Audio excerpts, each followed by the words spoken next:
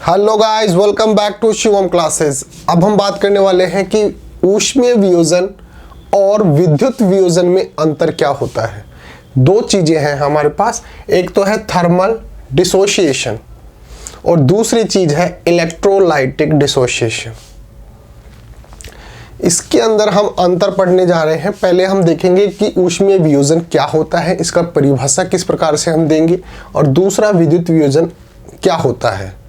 फिर इसके कुछ एग्जाम्पल्स देखेंगे और फिर लास्ट के अंदर हम डिस्कस करेंगे कि इसको आप डिफ्रेंशिएट कैसे करेंगे एक दूसरे से।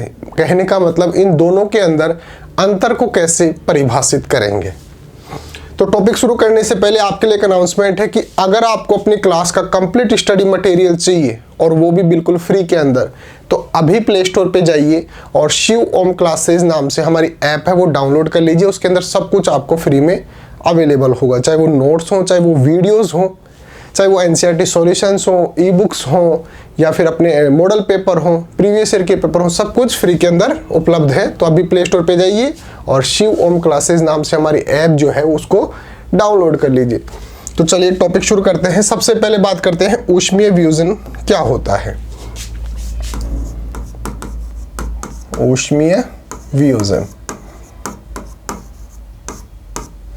तो यानी कि थर्मल डिसोसिएशन। देखिए, कोई भी एक ऐसा पदार्थ है, मान लो कि ए बी कोई पदार्थ है, ठीक है। अगर हम इसको ऊष्मा दें, ए बी कोई पदार्थ है जो ए से और बी से मिलकर बना है। अगर हम इसको ऊष्मा दे, कहने का मतलब इसको हीट दे, कहने का मतलब इसको अगर गर्म करें, तो अगर ये ए और बी के अंदर विभक्त हो जाए, ए और बी के अंदर टूट जाए, जिन अणुओं से ये मिलकर बना था उन अणुओं के अंदर भी टूट जाए, कहने का मतलब सरल अणुओं के अंदर टूट जाए।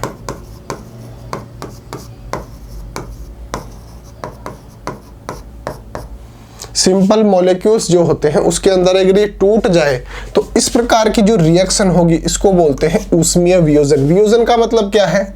वियोजन का मतलब होता है टूटना।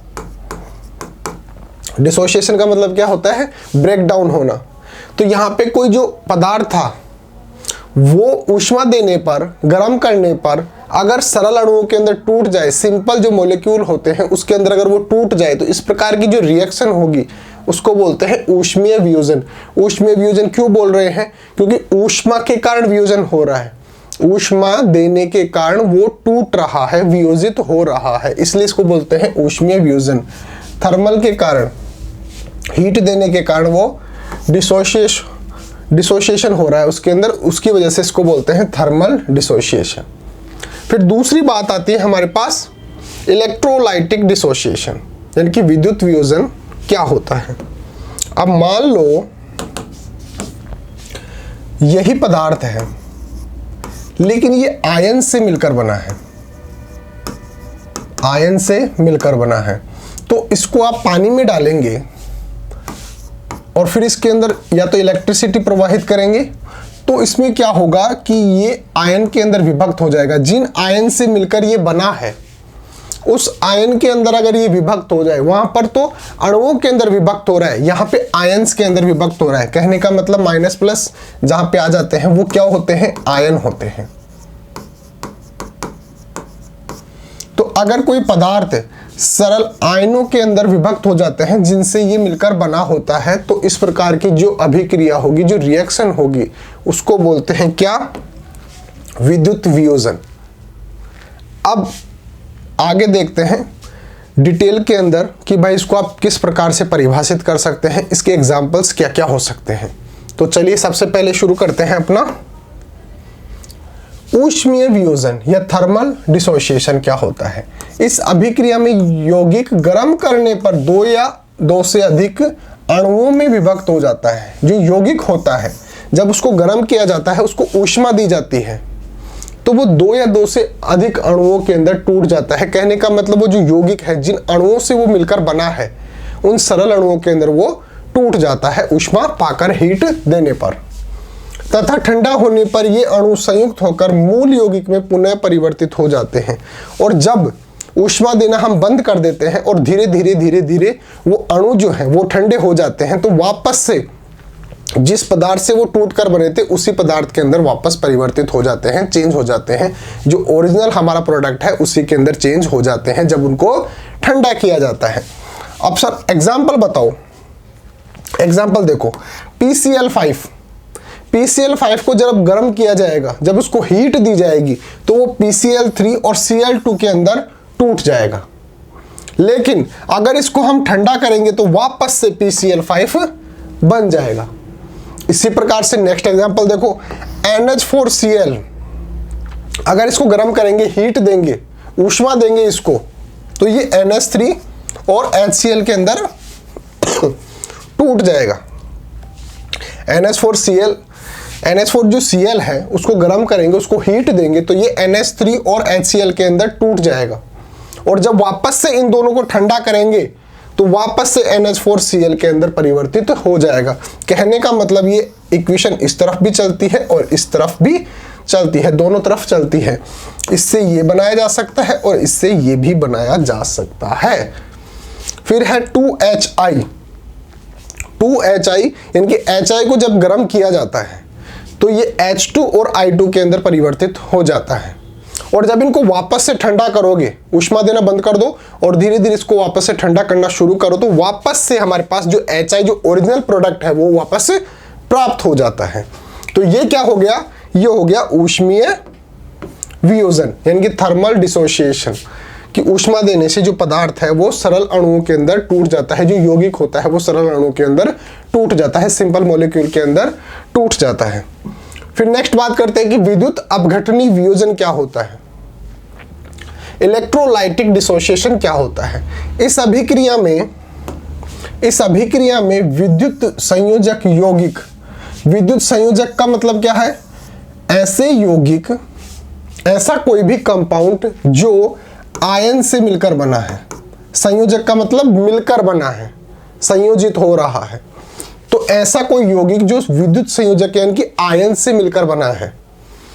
संयोजक यौगिक यानी कि इलेक्ट्रोवैलेंट कंपाउंड जल में घोलने पर धनायन यानी कि कैटायन और ऋणायन एनायन में विभक्त हो जाता है। ऐसा कोई भी यौगिक, ऐसा कोई भी कंपाउंड जो आयन से मिलकर बना है, अगर आप उसको जल के अंदर घोलेंगे तो वो आयंस के अंदर विभक्त हो जाएगा, आयंस के अंदर टूट जाएगा। एक कैटायन होगा, एक एनायन होगा, एक ऋणायन होगा और एक धनायन होगा, जो संयुक्त हो पुनः मूल यौगिक बना लेते हैं। अगर आप कोशिश करेंगे उसको, जो पहले यौगिक था, जो पहले कंपाउंड था, जब आप उसको जल में घोलेंगे तो वो आयंस के अंदर टूट जाएगा। लेकिन आप इन आयंस से वापस से वो प्रोडक्ट बना सकते हैं जो हमारे पास ओरिजिनल प्रोडक्ट है। कहने का मतलब जो यौगिक, जो कंपाउंड जिससे वो टूटकर आयन बन रहे थे, उन आयन को वापस से अगर जोड़ दिया जाए तो हमारे पास वो का वो कंपाउंड, वो का वो यौगिक प्राप्त हो जाएगा। दोनों ओर की क्रियाएं समान हो जाने पर साम्य इक्विलिब्रियम स्थापित हो जाता है। अभिक्रिया इस तरफ भी चल रही है। कहने का मतलब जो कंपाउंड है उससे आयंस बन रहे हैं, और अगर हम इसको कोशिश करेंगे तो आयन से वापस से वो कंपाउंड बन जाएगा। तो इक्वेशन इस तरफ भी चल रही है, आगे की तरफ भी चल रही है और पीछे की तरफ चल रही है।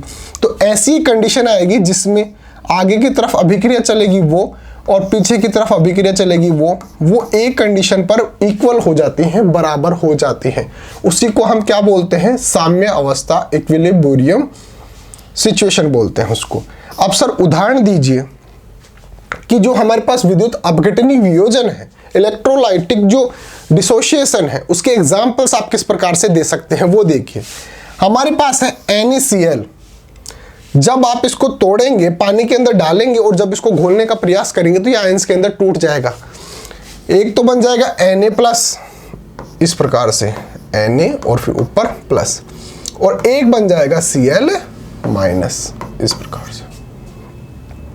ठीक है, तो NaCl किस किस के अंदर टूट गया, Na+ के अंदर और Cl- के अंदर।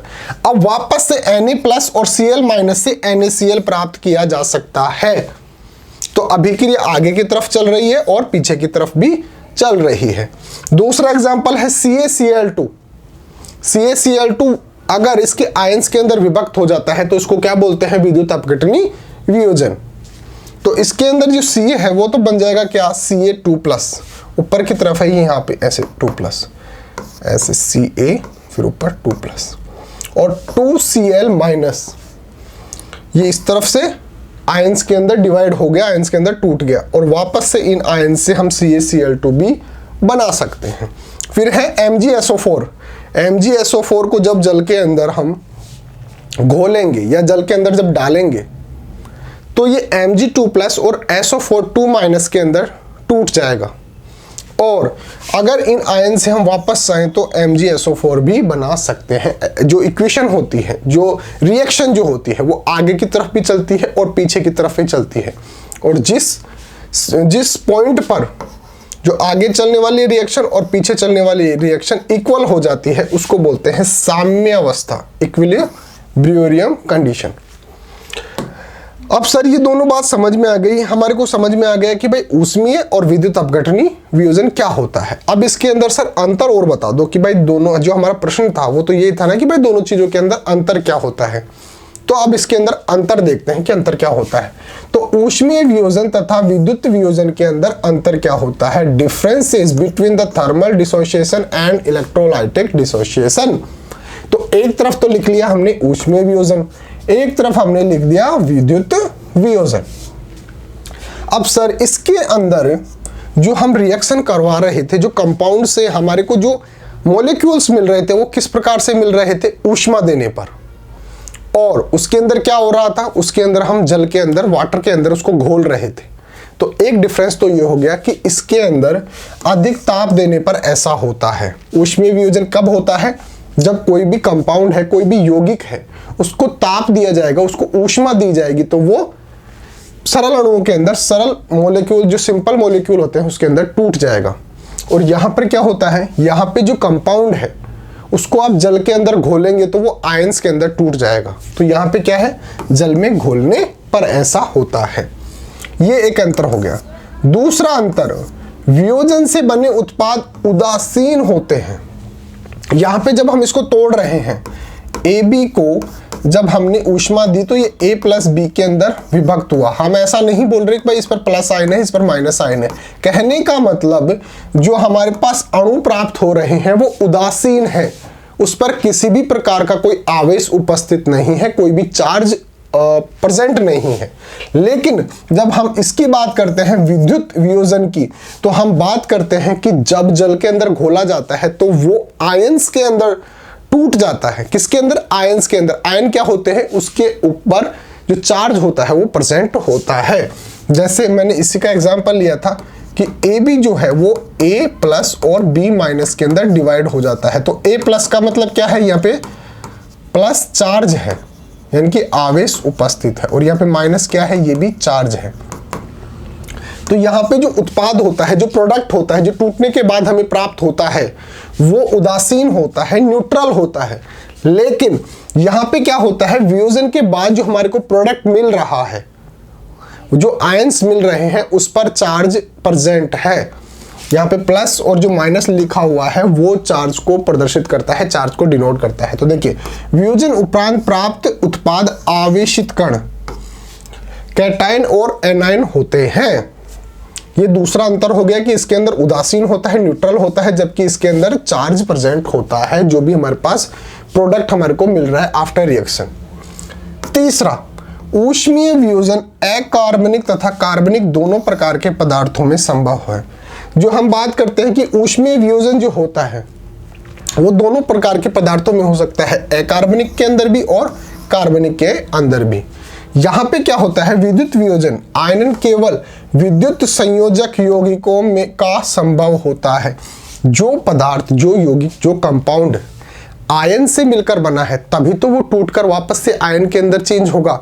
अगर कोई चीज आयन से मिलकर नहीं बनी हुई तो फिर वो टूट के आयन्स में कैसे विभाजित होगी।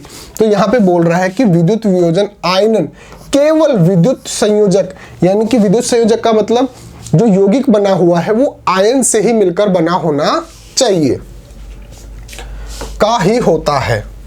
ये हो गया तीसरा अंतर। चौथा अंतर, ऊष्मीय वियोजन में ऊष्मा ही आवश्यक होती है और इसके अंदर क्या होता है, आयनन जलीय विलयन में होता है। ये जलीय विलयन के अंदर होता है और ये ऊष्मा के कारण होता है। अब सब एक एक एग्जांपल और दे दो दोनों के अंदर, तो अपना आंसर जो है वो परफेक्ट हो जाएगा। जैसे NH4Cl है, ये इसको जब गर्म किया जाएगा तो ये NH3+HCl के अंदर टूट जाएगा और जब इसको ठंडा किया जाएगा तो वापस NH4Cl के अंदर चेंज हो जाएगा। यहाँ पे देखिए NaCl है, NaCl को जब जल में डाला जाएगा, जब वाटर के अंदर डाला जाएगा तो ये Na+ और Cl के अंदर चेंज हो जाएगा। यहाँ पे देखिए प्लस और माइनस, इसका मतलब इस पे क्या है, चार्ज प्रेजेंट है, आवेश उपस्थित है। और वापस से अगर Na+ और Cl- को जोड़ा जाए तो वापस से हमारे पास NaCl प्राप्त हो जाएगा। कहने का मतलब ये किससे मिलकर बना है, विद्युत संयोजक से मिलकर बना है, इलेक्ट्रोवैलेंट कंपाउंड्स है, ये आयन से मिलकर बना है। तो इस प्रकार से आप दोनों चीजों के अंदर डिफरेंस बता सकते हैं। तो इस टॉपिक में इतना ही था। अगर आपको ये टॉपिक समझ में नहीं आता है तो आप कमेंट करके पूछ सकते हो या फिर हमारे व्हाट्सएप नंबर लिख लो 8696608541। ये हमारे व्हाट्सएप नंबर है। आप हमारे को व्हाट्सएप करके भी कोई भी जैसे नोट्स वगैरह आपको चाहिए हो या कोई भी दिक्कत हो तो आप हमारे को व्हाट्सएप करके सॉल्व आउट कर सकते हो। और साथ के साथ हमारे शिव ओम क्लासेस नाम से जो ऐप है वो तो आप डाउनलोड कर ही लो, उसके अंदर तो आपको सब कुछ फ्री के अंदर उपलब्ध हो जाएगा। तो मिलते हैं अगले टॉपिक के साथ, तब तक थैंक यू सो मच।